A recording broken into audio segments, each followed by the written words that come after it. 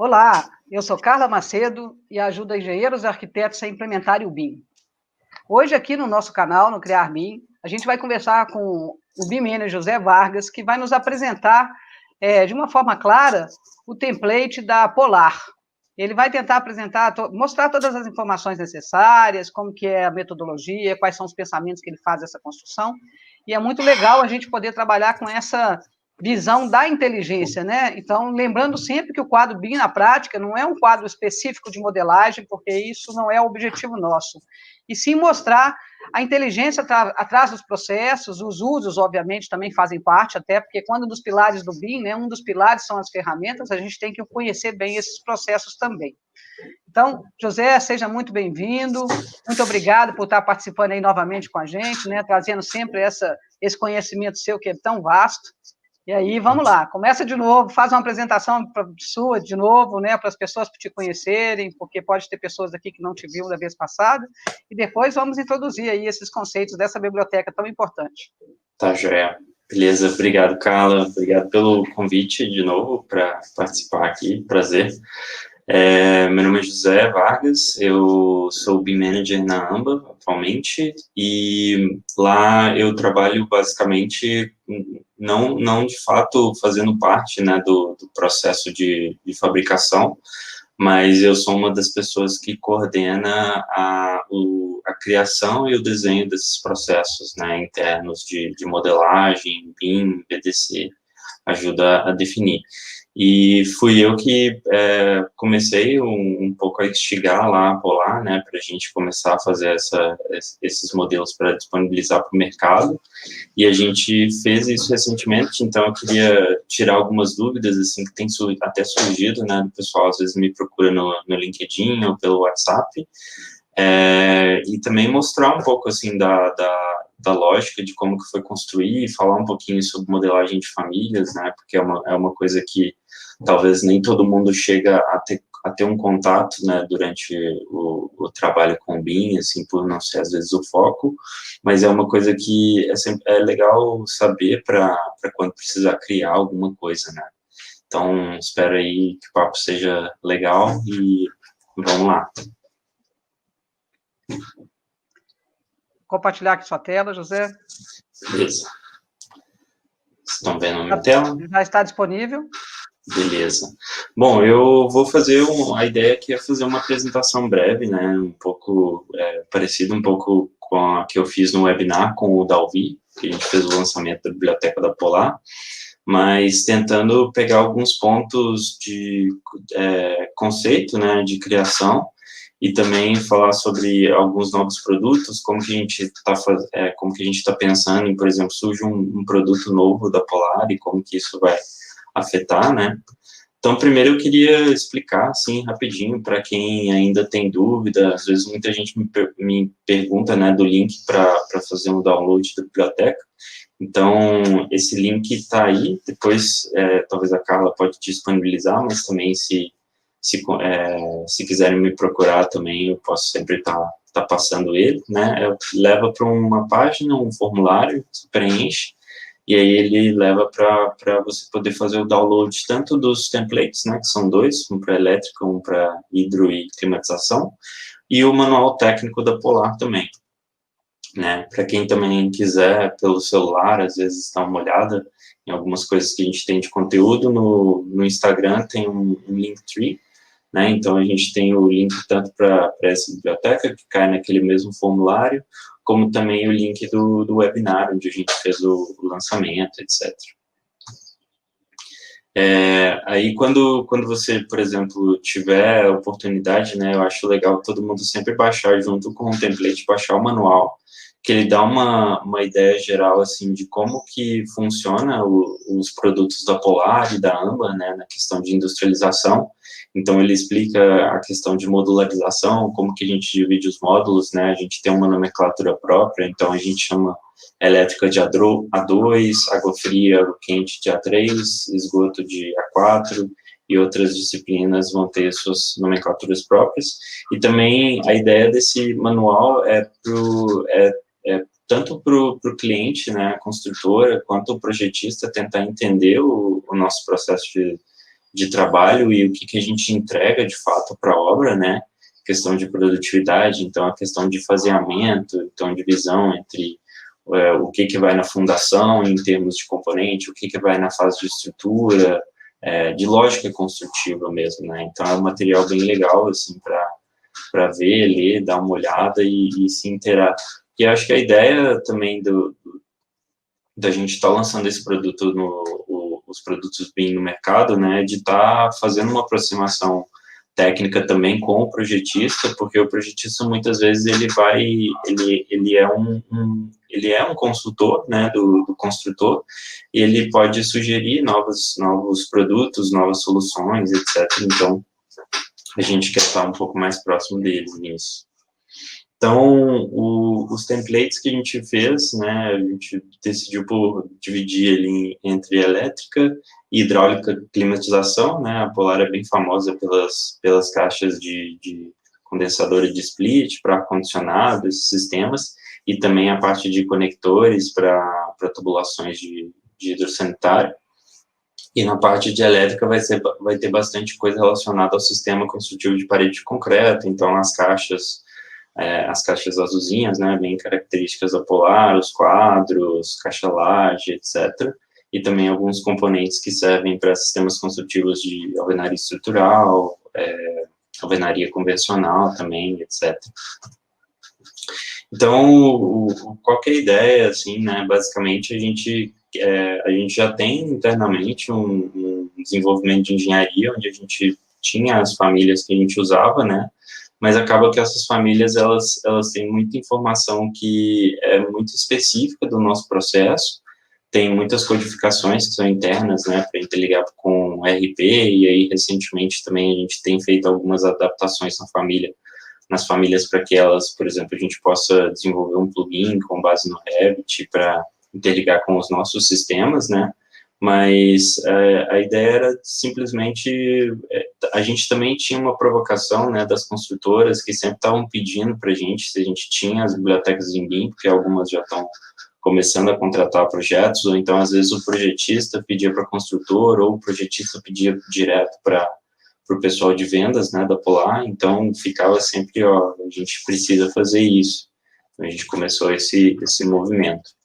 E aí, dentro da Polar, né, como a gente é um fabricante de componentes e basicamente todos os componentes são injetados a plástico lá em Joinville, o pessoal de engenharia da Polar, de produto, tem os modelos 3D, né, só que a gente não conseguia usar esses modelos, porque se a gente usasse um modelo, por exemplo, que vai para a máquina injetora, isso ia ficar muito pesado no Revit, ia ficar com um monte de detalhe, né, ia ter ali, fica muito bonito, né, o modelo, mas, por outro lado, quando a gente começa a pensar que, às vezes, uma torre inteira vão ter milhares de caixas dessa, 4x2, por exemplo, começa a ficar bastante pesado, né, então a gente teve que fazer uma modelagem do zero, mas usando os modelos 3D da Polar como referência para construir as famílias.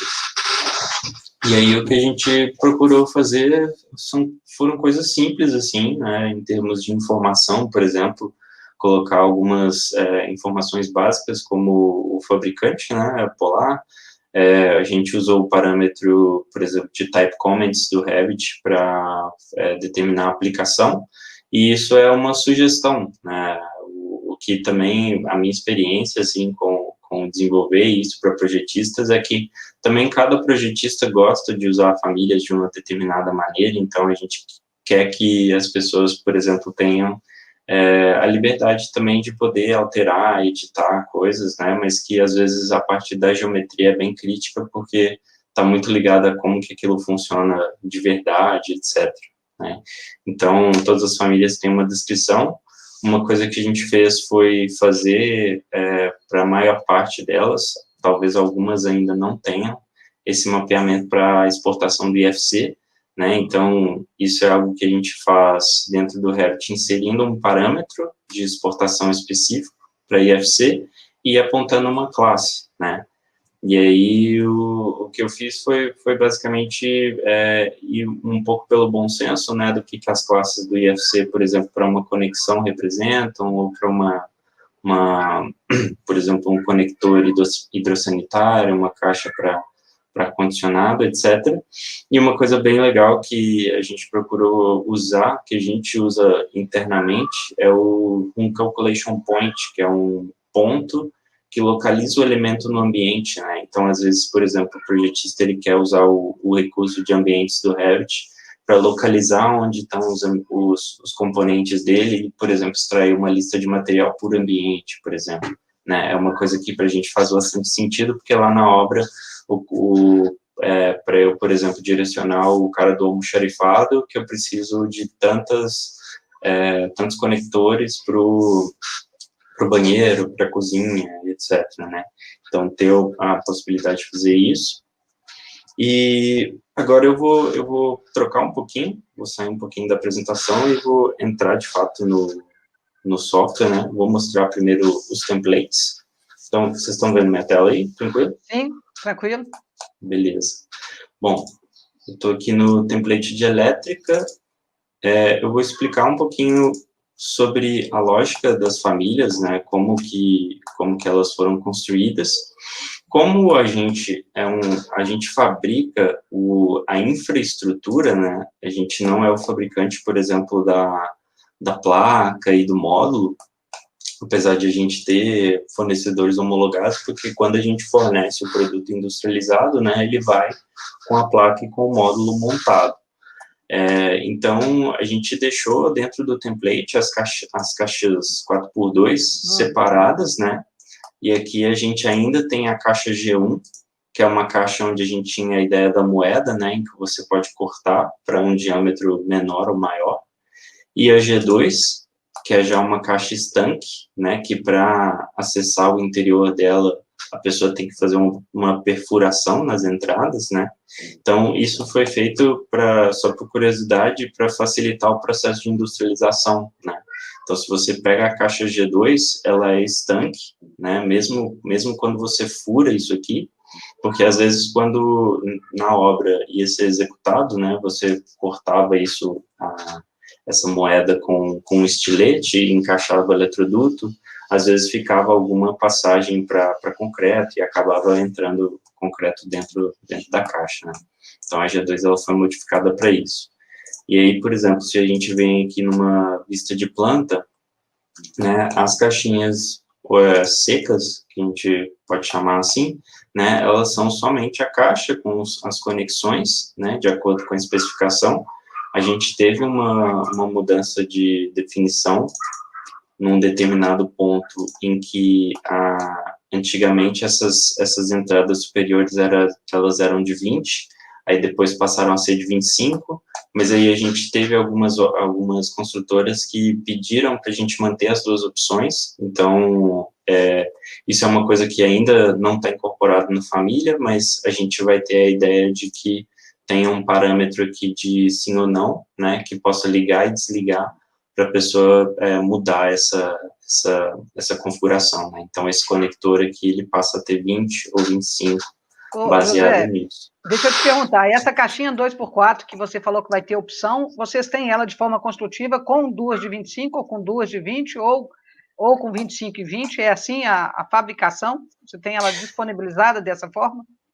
No caso, aqui na lateral, a gente sempre tem uma entrada de 25 e uma de 20, as inferiores são sempre de 25, e aí o que pode mudar as entradas superiores, elas podem ser as duas de 25 ou as duas de 20, né? Você tem alguma caixinha dessa 2x4, desculpa te interromper, mas aproveitando o motivo, quando a gente fala de telecom, e aí a caixinha a gente pode usar para elétrica como para telecom também, e a normativa de telecom, quando a gente está falando em cabeamento estruturado, a tubulação mínima é de 1 polegada. Vocês têm alguma caixinha 2x4 que recebe 1 polegada? Não, geralmente o que é recomendado fazer nesse caso é colocar um adaptador aqui, né, que é uma redução. Isso inclusive, uma peça que a gente tem que incluir no template. Então, geralmente, chega com um eletroduto de 1 polegada, na hora que ele encaixa aqui, ele cria um adaptador, né? Pelo menos é assim que a gente desenvolve. Entendi. Só mantendo um parênteses aí também nisso aí, até porque a gente está falando de construção da peça, né, de uso, isso é um problema quando a gente está falando de telecom, né, porque quando a gente especifica quantos cabos UTP estão passando nesse tubo, ele está considerando de 1 polegada. Quando você tem uma redução na caixinha, essa quantidade de cabos não passa. Mas é só um parênteses, podemos continuar, desculpa aí, foi só um alerta. Beleza. Esse tipo de coisa, ele está sempre sendo discutido, né, com o pessoal de desenvolvimento de produto, então o que acontece é, às vezes, sei lá, cada 2 meses a gente tem um comunicado, mas assim, o histórico de montagem na fábrica, como a gente tem um ambiente mais controlado, isso passa a ser possível, né, mas de repente até seria legal trazer o pessoal da engenharia aqui numa outra oportunidade para discutir isso mais em detalhe. Ok. Beleza? Beleza. Então, o que eu fiz foi criar também as opções de caixas já montadas, né? Porque para a gente é muito simples, né? Criar só uma caixa seca, assim, mas para o projetista ele geralmente vai querer que a caixa tenha a simbologia e também os módulos, né? Para contar. Então, isso, por exemplo, é uma coisa que tem escritórios que fazem diferentes, né? A gente fez uma opção aqui e a ideia é que quando você tire uma lista de material, por exemplo, a princípio esses materiais vão aparecer na lista, ou você pode filtrar eles para somente aparecer os elementos de infraestrutura, etc. Mas a maioria dos componentes da Polar, eles estão soltos, né? Então, a ideia é que, por exemplo, se eu quiser fazer isso também, a gente fez isso tanto para as caixas 4x2 da geração 2, quanto das 4x4 da G1. A gente ainda não tem uma definição da caixa G2 da Polar no tamanho 4x4, né? Mas ela deve sair em breve, por questões de molde, etc. Mas, então, eu poderia, por exemplo, pegar qualquer caixinha dessa e substituir, por exemplo, por essas caixas de, por exemplo, ajustável, que seria para drywall, ou então para alvenaria estrutural, que são as pretas, né? Então, eu posso pegar essa família, editar e colocar, ou então ter um parâmetro que altere o tipo da caixa, etc. Então, a gente preferiu deixar isso livre para as pessoas fazerem da maneira que elas acharem melhor, né? Algumas coisas que a gente acrescentou, por exemplo, na caixa 4x2, a gente tem uma opção de colocar um prolongador, né, isso é utilizado quando a parede ela tem uma espessura maior, então esse prolongador é utilizado para que a caixa consiga chegar na malha. Essa solução até está sendo substituída por ter um quadro maior de um espaçador que encaixa atrás da caixa, né, e pode ajustar de acordo com a espessura da malha.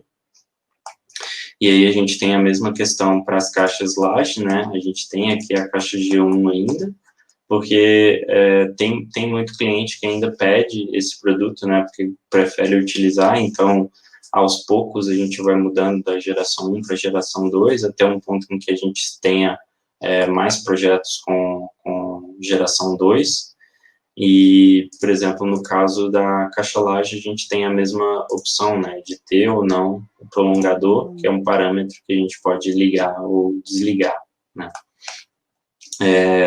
Essas caixas, por exemplo, a gente ajusta a altura delas com base num deslocamento do nível, né, então no caso aqui das caixas onde a gente tem espelho já montado, a gente tem um parâmetro que chama elevação do ponto, que serve justamente para, se, por exemplo, eu alterar aqui a elevação, né, uma tomada baixa, ele altera a simbologia, né. Então, vou colocar uma tomada alta, ele vai ficar cheio, uma média, certo? Como a gente viu que vários templates usam essa lógica, a gente preferiu também fazer isso, mas, de novo, se o escritório que tiver uma maneira já própria de fazer, ele pode pegar e atualizar, né?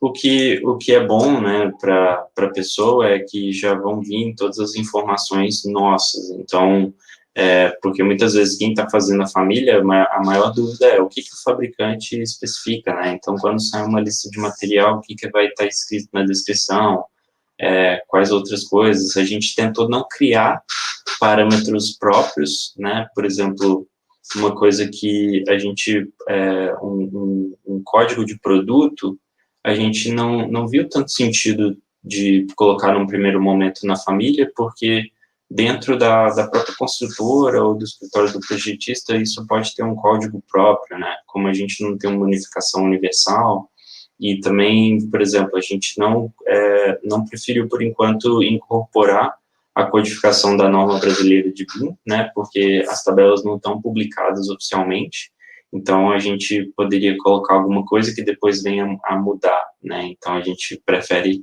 esperar ver o que vai acontecer e quando a norma for publicada a gente atualiza novamente a família, né? Então, não sei se eu falei, mas eu estava falando antes da gente começar com a Carla, que esse template ele está sempre sendo alterado, né? Então, conforme surgir, por exemplo, surge um novo tipo de caixa da Polar, a gente vai criar ela, a família, né? A gente tem um processo interno para isso e vai atualizar no template. O que a gente tá vendo é como que a gente comunica isso para as pessoas, né? Se é um informativo via um mailing ou se é via post em redes sociais, mas sempre que a gente tiver a oportunidade também de fazer alguma divulgação informal, a gente faz para os nossos contatos, etc. Bom, então, só para mostrar aqui, acho que para também passar para o template hídrico, tem algumas coisas interessantes. A gente tem aqui as caixas de QDL, né, para 24 interruptores. Uma coisa que a gente fez a pedido do pessoal da engenharia, que muitas vezes tem no Revit, né, às vezes é um pouco difícil, dependendo do jeito que a gente faz a família, ter a opção da gente poder virar, né, 90 graus essa caixa, porque ela pode ser instalada em pé ou deitado, né, por assim dizer. Algumas questões, por exemplo, de tampa, a gente também está fazendo atualização desses componentes, então, em breve deve ter uma versão onde todo mundo tem tampa, né. O que tem saído mais, em termos, por exemplo, de industrializado, é o quadro G2 também, né, o QDL G2. Então, a gente até, inclusive, se olhar na apresentação, ele estava com esses suportes, esses espaçadores, né, para malha, para parede de concreto.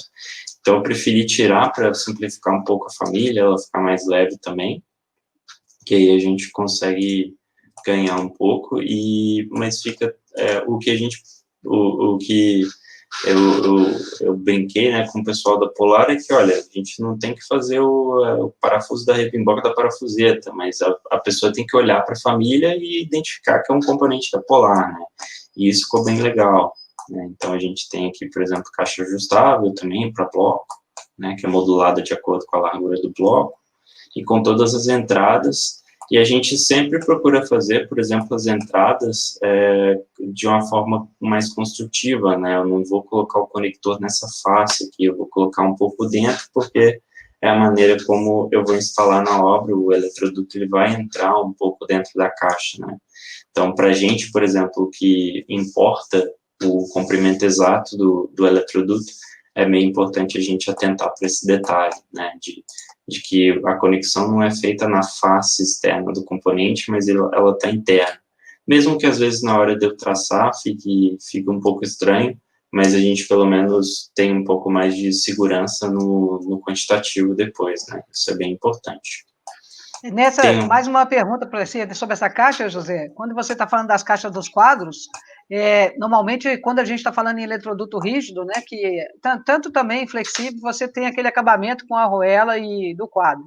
Aquelas distâncias que vocês estão na caixa, já está calculado esses acabamentos, né? Eu vi que tem entradas laterais uma do lado da outra, mesmo no fundo, né, independente da posição que você coloca.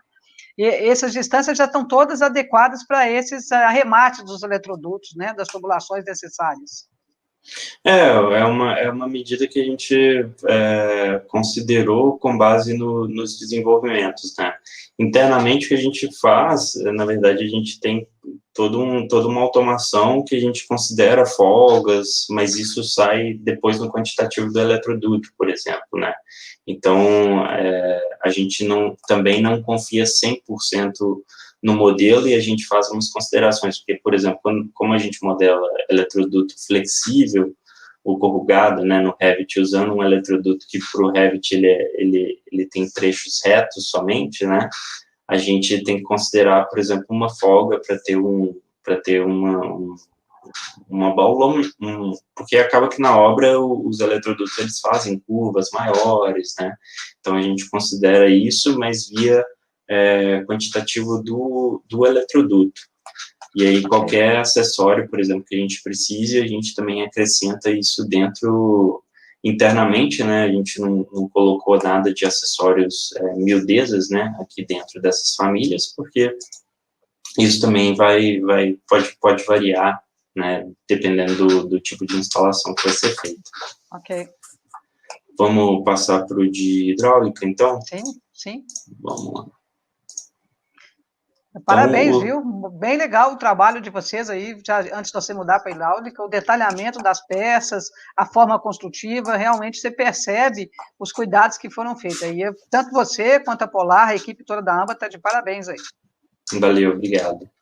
O que a gente tentou, eu particularmente me importo com a família, tem que ser bonita, assim, porque parece que está bem feito, né? Então você confia mais. Quando você vê uma família meio mal feita, assim, é um certo mal-estar, né?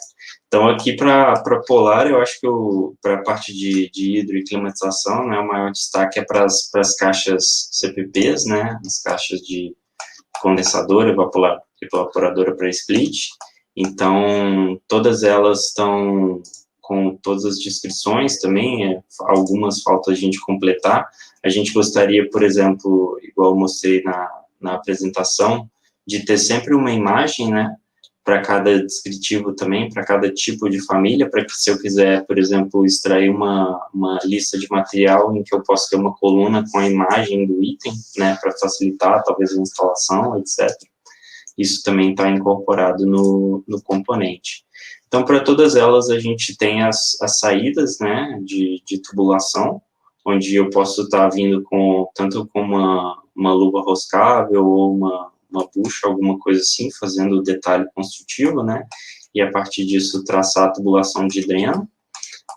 Para as caixas, a gente tem uma novidade que eu queria até falar um pouco depois, que é a questão dessas peças do kit de acesso, né, que a ideia dessas peças é conseguir fazer a infraestrutura de tubulação de cobre por dentro da parede de concreto, né. O pessoal da Polar teve uma provocação das construtoras pedindo para que se criasse um detalhe, porque na obra estava sendo usado alguns recursos improvisados, assim, né, então criaram algumas peças especificamente para atender a situação de que eu tenho essa caixa atrás do split, e por dentro dessa tubulação de PVC, que é um PVC de 50, né, eu consiga passar a tubulação de cobre, e aí, por exemplo, essa curva, ela tem que ter um raio mais aberto, para conseguir passar essa tubulação de cobre, e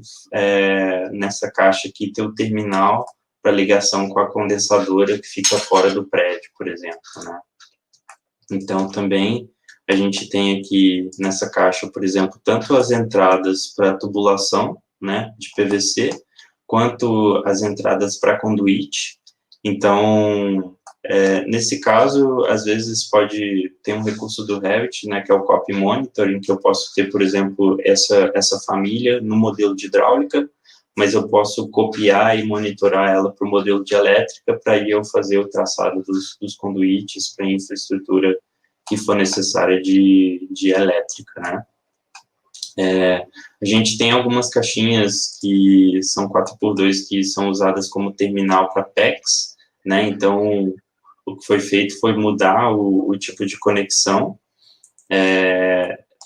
e também acrescentar a tampa para essa caixa. Então, aqui, por exemplo, o projetista, ele pode, se ele quiser, colocar um registro, ou então simplesmente passar, só posicionar essa caixa e usa ela ali para passar uma tubulação com um registro e alinhar as duas, né, para fazer o detalhe construtivo. Algumas grelhas também de ventilação para questão de exaustão, né, de banheiro, área molhada. E aqui eu acho que é algumas das peças mais importantes, né, que são os conectores. Então, a gente tem várias opções de conector, que é a ideia de que isso substitua aquela espuma que às vezes é colocada na concretagem, né, para deixar o vazio para passagem de tubulação. Então, a ideia do conector é que ele é concretado junto com a laje, tem um acessório de tampa aqui, né, e quando a laje é desformada ou está curada, a gente tira isso, e aí a gente fica com vão, e aí esse conector, ele pode ser tanto um conector, né, onde de fato eu venho com uma tubulação soldável e vedo ali, ou então pode ser um passante, que simplesmente é uma furação mais prevista, né? Então, as vantagens desse sistema é que, na hora que eu estou lá concretando as formas, eu tenho um ponto de fixação, né, e quando eu movo a forma para cima, eu já vou ter o mesmo lugar para colocar essa mesma peça. Então, a gente tem opções, por exemplo, de conectores com anti-infiltração, né, que era esse sistema antigo, que é essa coroa, né, esse aro, e que agora foi substituído por esse sistema simplificado, né, uma peça mais compacta, mas que tem essa caída para anti-filtração. Então, onde a gente pode também ter uma opção de ter essa peça de prolongador aqui embaixo, que foi, inclusive, uma coisa que eu coloquei ontem na família, que me pediram para acrescentar, né? Então, às vezes, eu tenho uma instalação com um ralo mais embaixo, ou então eu tenho que fazer uma inserção, né? Eu tenho que abaixar a cota de elevação da tubulação. E aí, aqui também, porque basicamente o que foi feito foi incorporar um conector que tem um engate embutido, né? Que a ideia é que aqui no engate embutido eu como um pouco mais de espaço na laje e aí eu ganho elevação para fazer a instalação mais rente ao teto, né? Então, aí eu ganho até 4 centímetros para, por exemplo, encaixar um ralo sifonado, alguma coisa assim, ou até um joelho também, né? Então, aqui a mesma coisa, incorporou esse detalhe e simplificou um pouco o anti-infiltração para esse sistema mais compacto, né? Então, que era justamente o que eu queria voltar na apresentação aqui, né, que quando a gente tem novos produtos agora na Polar, o que a gente passa a fazer é ter um informativo interno, né, onde a gente sabe agora como fazer essa instalação, e tem alguns guias, né, específicos. Então, para quem tiver dúvidas, assim, como usar também os componentes, né, da família, eu acho que uma das coisas também legais de estar disponibilizando o template é que, às vezes, o projetista pode não conhecer uma dessas peças, né, e aí leva ele a trocar ideia com a gente, perguntar, né, como é que usa isso aqui, para que serve, etc. Então, tem alguns sistemas de instalação, tem alguns guias específicos, né, de como que faz a instalação passo a passo. Então, o pessoal lá em Joinville monta essas vistas explodidas, assim, mostrando o sistema, né, que aí é interessante, assim, o projetista também está se atualizando, né, de maneiras diferentes de fazer essas instalações, etc. E aqui o que eu falei do kit de acesso, né, então, a ideia, eu vou mostrar isso aqui aplicado num modelinho de exemplo que eu fiz, né, para a gente passar a fazer alguns detalhes, né, de instalação para valer. Então, tem alguma pergunta, Carla? Não, por enquanto não, é só os comentários, assim, dizendo a qualidade do seu conhecimento, né, o seu profissionalismo. Vou até colocar aí para o pessoal ver, porque é realmente importante esse feedback, é gostoso a gente ouvir isso. E eu vou te falar com certeza, é uma apresentação onde a gente tem clareza daquilo que está sendo realmente projetado, e quando a gente fala em BIM como construção virtual, a maneira que você fez as famílias, que vocês aí da Amber, da Polar, obviamente direcionado por você, mostra realmente o conhecimento construtivo. E é importante essa visão, né? Você ter uma família que possa facilitar essa construção, entendendo essa questão dos prolongamentos. Você tem lajes de tamanho diferentes, paredes de tamanho diferentes, isso assim é sensacional. E para nós que trabalhamos com projeto de instalação, realmente, parabéns pela industrialização do processo. E da forma que vocês estão trazendo isso para o mercado. Eu fico feliz de ver. Muito bom. Pô, obrigado, é muito bom escutar isso também, né? Aí, só aproveitando que você falou nisso, né, essas peças, a maioria, elas são pensadas para laje de 10 centímetros, mas, por exemplo, alguns componentes a gente fez de maneira que a gente controle a espessura da laje, né? Então, a espessura é um parâmetro de projeto, mas a gente fez com que de cada... eu perguntei para o Ítalo, né, que é a pessoa responsável pelo produto da Polar, porque se o cliente, por exemplo, falar, eu tenho uma laje de 14 centímetros, aí envia para Joinville e faz uma produção específica, né, tem uma linha específica para produzir isso, porque o produto de catálogo, ele é de 10 centímetros, mas aí se eu precisar, por exemplo, de uma peça de 14, aí eu tenho como mudar, e também eu tenho o descritivo atualizado para aquilo, né. Bom, deixa eu só voltar aqui, que esse aqui é o template para valer, é o que eu edito, então, vou deixar ele certinho. Então, aqui eu montei dois modelos de exemplos, assim, eles, né, um pouco de paciência comigo, porque a gente montou esse modelo, a ideia é do que o pessoal de vendas começou a me provocar, né, e é bem legal, assim, que dentro da empresa a gente tem um pessoal que está fazendo pós-graduação, estudando BIM, que não necessariamente trabalha na parte de desenvolvimento de engenharia, né, mas quer saber um pouco mais do assunto. Tem o pessoal de orçamento também, que está começando a ter contato com o modelo, e em específico o Edson Cora, que é a pessoa que fica aqui em BH, né, e a gente tem conversado bastante, por exemplo, ter um modelo de exemplo que a gente possa mostrar para o projetista, né, como aplicar isso em projeto. Então, a gente fez esse daqui de elétrica, né, mostrando um apartamento modelo. Então, mostra aqui a aplicação, né, das caixas, ligações, etc., que aí a pessoa pode dar uma explorada. E esse modelo, ele é bem mais simples, né, porque a modelagem de elétrica, ela não tem... Ela é mais simples de fazer, assim, por assim dizer, mas algumas coisas, por exemplo, que a gente, para a gente ver, né, sobre aplicação, por exemplo, a gente tem aqui a caixa seca, né, que eu usei para inserir no projeto, mas a gente também tem as opções de caixa com conjunto montado, né, então eu posso pegar aqui uma caixa de uma tomada, posicionar ela, e aí alterar os parâmetros, por exemplo, de altura dessa tomada. E aí, a partir dessa tomada, eu posso começar a fazer a modelagem aqui. Depois eu, inclusive, vou falar de algumas dicas, assim, por exemplo, quando o conector tem uma saída superior e inferior, né, como que eu consigo, às vezes a pessoa tem dificuldade de modelar isso em planta, e vai para o 3D, aí fica mudando toda hora de vista, e tem uns macetes legais de mostrar aqui. Depois, se eu tiver talvez no final da apresentação eu volte e explique isso aqui. Né, então, a gente montou isso mais para dar como exemplo para um projetista.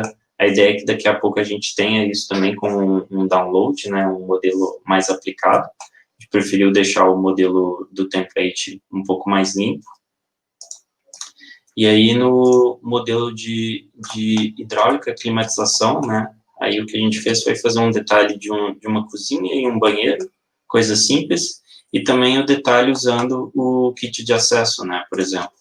Então, a ideia do kit de acesso é que aqui eu estou pegando a tubulação que sai do split, e aqui provavelmente eu vou ter uma condensadora, então eu posso jogar isso para cá, né, usando essa infra seca. Então, isso deixa a instalação mais organizada, né, eu tenho aqui a saída do dreno, e aí eu parei a modelagem ali só para exemplificar, e aí aqui eu comecei a aplicar, por exemplo, alguns conectores, né, então, por exemplo, o conector anti-filtração, ele vai estar aqui fazendo o acabamento do ralo, né, então isso aqui ele vai criar um vazado na laje, deixa eu até ver se eu tenho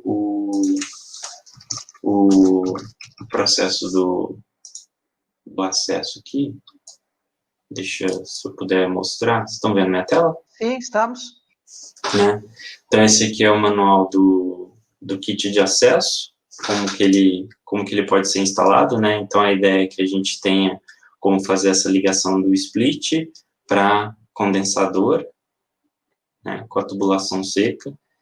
Então, se alguém quiser, projetista quiser saber, então, por exemplo, quando eu tenho o split numa parede, a condensadora na outra, isso criava, às vezes, uma dificuldade, sabe, para a instalação, e às vezes até era uma questão de segurança, assim, né, porque o instalador, ele vai estar instalando a condensadora que está do lado de fora do prédio, e muitas vezes ele tinha que se inclinar muito, né, para fazer essa instalação. Então, com esse dispositivo, ele consegue ter um acesso ali mais facilitado, etc., e torna mais seguro também a instalação, né, do processo. Então, aqui a gente tem, por exemplo, o conector, né, pro shaft. Então, quando o shaft não for já vazado, né, o que tem acontecido muito, porque tem uma necessidade de ter uma vedação, né, questão de corta-fogo, etc. Então, essa família, por exemplo, eu fiz de uma forma que eu posso já encaixar, eu posso fazer um tubo de promada contínuo, né, e aí eu posso encaixar, ao vivo é sempre um desafio, né? Vamos lá. A ideia é que eu posso aproximar aqui, ele já conecta, né, e aí eu pego uma vista, por exemplo, vamos lá. Eu posso pegar uma vista aqui de corte e, ele foi parar lá em cima. E ajustar aqui o conector, né, então ele fica exatamente no topo do osso da laje, né, e no topo de baixo. Então a ideia é de que, por exemplo, lá na amba, o que a gente faz é chega com uma peça dessa inteira e encaixa por baixo, né, e a outra ela vem por cima. Então, esse é como se eu estivesse criando um gabarito, né, de instalação. Isso facilita lá no campo. Então, aqui também a gente consegue ver, né, o ralo sifonado, a gente tem uma ligação aqui com um tubo simples, e aí esse tubo vai estar ligado nesse conector anti-infiltração daqui. Deixa eu colocar aqui. Fica um detalhe mais ou menos desse. Aqui a gente tem a base ajustável, né, para a saída do vaso. Então, daqui eu tô... Vamos lá, deixa eu só mostrar o componente, né. O componente, na hora de eu inserir, a maioria, como eles são embutidos na laje, né, a gente fez a face superior ser o plano de inserção dele. Então, a ideia é que eu tenha o mesmo eixo, né, da peça, mas eu possa variar, eu posso ajustar isso no campo lá para, sei lá, se acontecer algum erro de posicionamento, eu consigo ajustar isso aí certinho, né? E aí ele acaba tendo a mesma função de um conector, porque ele já cria também o ponto de instalação, né, na laje. Então, acaba tirando a necessidade de eu furar isso antes, ou então eu ter aquelas instalações, às vezes, que o próprio tubo serve como passante, mas aí pode gerar problema, porque pode quebrar, né, porque lá na concretagem, tudo, o pessoal está passando ali com a botina e é chute que vai nas coisas, então tem que ser uma coisa bem, bem resistente, né, depois se parar para ver, assim, a espessura desse plástico, aqui ela é bem robusta, né, é uma peça bem, bem parruda para aguentar essa condição da obra. Ela acaba sendo uma proteção mecânica, né? Além de ser um passante de tubo, ele também está funcionando como uma proteção mecânica. Isso, exatamente. E aí aqui na cozinha, né? A gente tem a mesma coisa para um ralo, aqui sifonado, a mesma situação do conector também, e às vezes esse conector de esgoto, ele pode acabar servindo não para conectar um tubo mesmo, mas para fazer um detalhe de uma coifa, né? Então, aqui eu uso um tubo de PVC e aqui nessa ponta eu encaixo uma coifa para passagem da tubulação do esgoto e da água, né, água fria. Pode ser tanto em PEX ou em PVC, dependendo do projeto. Esse tubo seu, dessa forma que você está construindo, vai ajudar bastante quando a gente faz projeto de gás canalizado, que você tem que pôr um tubo-luva, que a gente chama, né? A tubulação de gás, quando está dentro de parede, ela exige um caminho onde você vai vazar o gás se tiver um vazamento da tubulação. E aí Sim. É bem legal, essa família você pode usar para isso também. Interessante. Aqui eu usei um tubo normal, né, usando o conector para fazer esse detalhe construtivo. Tem vezes que não existe esse tubo e tem uma carenagem aqui na frente, né, só para tampar aquela tubulação. Aqui é a mesma coisa, né. Então, acho que é bem por aí, assim, a ideia é que essas peças, né, como elas são peças que vão sempre ali na concretagem, eu achei bem interessante quando eu conheci o sistema da Polar, né, que é um sistema que, por exemplo, como quando você vai fazer esses conectores, você coloca um ponto numa forma, e essa forma ela só sobe. Então, na hora de concretar a próxima laje, você já tem o ponto, né, onde você vai conectar isso. Então, não precisa ficar remarcando, etc. Então, uma rapidez, uma agilidade na instalação. Bom, eu acho que era isso, não sei se deu meu tempo aí, acho que agora a gente pode trocar uma ideia. Só tem um comentário aqui do Jefferson Bob, eu vou colocar aí na tela para a gente poder ver. Um comentário que ele fez sobre uma apresentação que teve da Brava, e aí é importante a gente ter isso como clareza. O comentário dele é que, quando a gente trouxe aqui uma expert que está fazendo um trabalho para a Brava, que é a Associação de Sistemas de Ar-Condicionado, né? Ela, nas famílias dela, ela colocou uma projeção de ocupação, mas isso cabe lá, eu acho que não cabe aqui.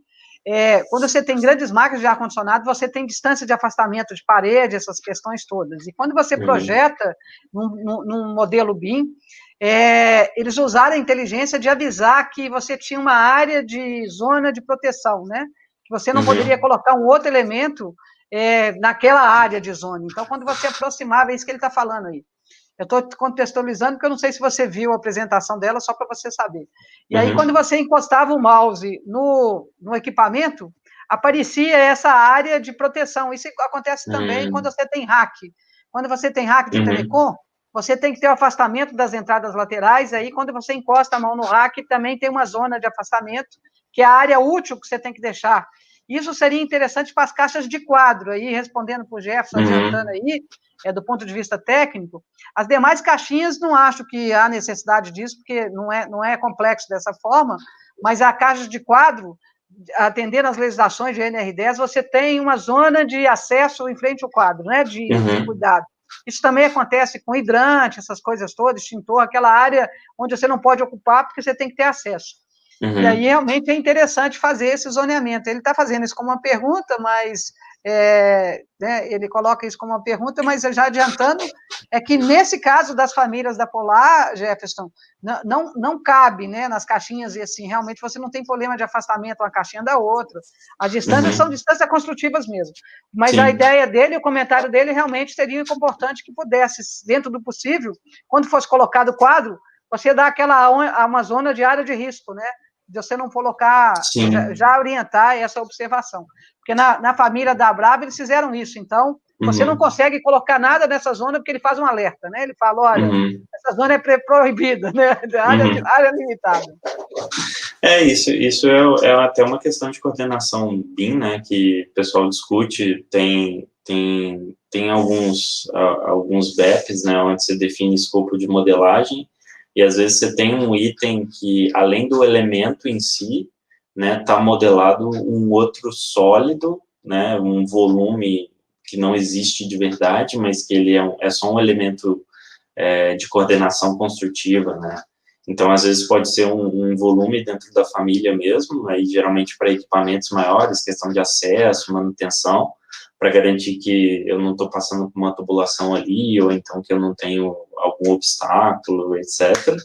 E tem também, porque o ideal é prevenir, né, isso está sendo visto na fase de modelagem, então é legal, por exemplo, ter filtros no seu modelo quando você está trabalhando, né, eu vi que o pessoal da Manco tem algumas coisas assim, umas vistas de validação, então acontece muito, por exemplo, às vezes você tem elementos de curva, assim, que usa, por exemplo, no Revit, ele não consegue limitar, que às vezes eu tenho assim, para esse elemento eu tenho um diâmetro de 50 a 100, mas aí, às vezes, o cara que está modelando não sabe muito bem, e aí coloca uma de 150, mas aí esse produto não existe, né, no mercado.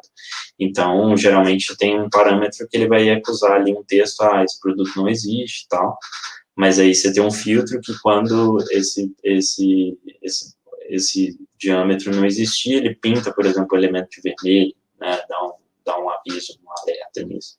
Mas isso é bem legal e eu já tive bastante dificuldade, assim, às vezes a pessoa que está modelando querer fazer, né, mas eu acho que é uma coisa necessária, assim, porque é melhor fazer isso, porque, assim, por exemplo, no Solibri eu consigo, né, criar essa área, o Solibri ele consegue, por exemplo, identificar esse espaço e fazer esse clash imaginário, né, mas seria ideal ver no modelo.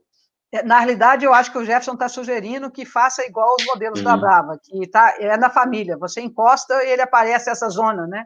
É uma linha vermelha mesmo que mostra a zona, ou vermelha. É uma área rachurada que mostra a zona proibida. Aí você encosta na família e ela aparece, é bem legal. Mas, assim, vamos adiantando aqui um pouquinho, porque a gente já está em cima do horário. José, mais uma vez, assim, sensacional o trabalho que vocês fizeram na Polar. Obrigado. Isso mostra para a gente que como é fundamental o fabricante entregar os templates, né? Porque evita exatamente o que você falou. Nós, projetistas, não temos que ficar modelando peças, né? As peças têm que ser construtivas. São peças existentes. E ninguém melhor do que o fabricante para dar esse respaldo para o projetista. Se todos os fabricantes adotassem essa construção da família BIM, não tinha que ter projetista fazendo modelagem de família. Até porque, quando a gente fala em BIM, nós estamos falando em construção virtual, né, José? E em construção virtual, a gente tem clareza que a peça é uma peça de catálogo. Então, não tem que ficar inventando uma peça de catálogo. Uma coisa é você construir o que o catálogo manda, outra coisa é você inventar uma peça. Às vezes, as pessoas forçam a curva para caber, e isso vai contra tudo que a gente prega no BIM. Porque o BIM é realmente a peça existente, né, de catálogo, e aí você inventa alguma curva para desenhar ali no seu modelo, e na hora que você vai executar, ele não pode ser executado daquela forma, então é bem legal. Mas aí, José, agradecendo aí mais uma vez a sua participação, sensacional a sua apresentação, a gente teve aqui diversos comentários, né, da Camila Lima, que fala aí uma série de informações, como que foi importante esse trabalho. A gente percebe os comentários das pessoas, como gostaram do seu trabalho, da sua apresentação, a clareza como você conhece o produto e a forma construtiva que vocês pensaram. Então, parabéns para você, legal. Parabéns pela Polar, e que isso sirva de modelo para os demais fabricantes, porque é isso que o mercado precisa, né? Não, e aí nós vamos encaminhar aqui, José, por causa do meu tempo, tá bom? Beleza. Obrigado aí pela oportunidade, acho que também para a gente é super bom, assim, o convite para falar com o pessoal, né, se alguém quiser dar feedback ou reclamar mesmo da família, a ideia não era lançar a coisa perfeita, vai sempre estar em mudança e a gente tem ciência disso, né, então, aquela coisa do MVP, né, vai validando e tal, então a Camila mesmo me deu alguns feedbacks, assim, que eu seguia até, inclusive, então, numa versão próxima, assim, eu vou incluir algumas coisas que eu tive conversa com ela, mas obrigado aí de novo pelo convite, e tá muito legal, assim, eu acompanho as lives, tá vindo pessoas muito boas assim, aqui falar, não eu incluso, mas é bem legal, Carla, parabéns aí pelo teu trabalho. Obrigado, José, até mais. Até. Bem, pessoal, só então, dando aqui sequência nos nossos processos, né, É muito importante, o objetivo do canal é trazer conteúdos relevantes e sérios, né? E a gente procura trazer isso sempre. E trazer todas as novidades de todos os fabricantes para que a gente possa avaliar, ouvindo deles mesmo, aquilo que a gente percebe e poder dar os feedbacks e os nossos comentários como projetistas, né? Então, aí na parte prática, lembrando que a gente tem um canal no Telegram, onde a gente coloca a agenda da semana. Se você não está cadastrado, se cadastre lá. E lembrando que amanhã a gente tem um Papo BIM com o engenheiro Gustavo Vasconcelos, que é engenheiro calculista, que já trabalha com BIM há algum tempo e vai trazer um pouco da sua expertise no mercado. Beleza, pessoal? Então, até amanhã. Abraço para todos.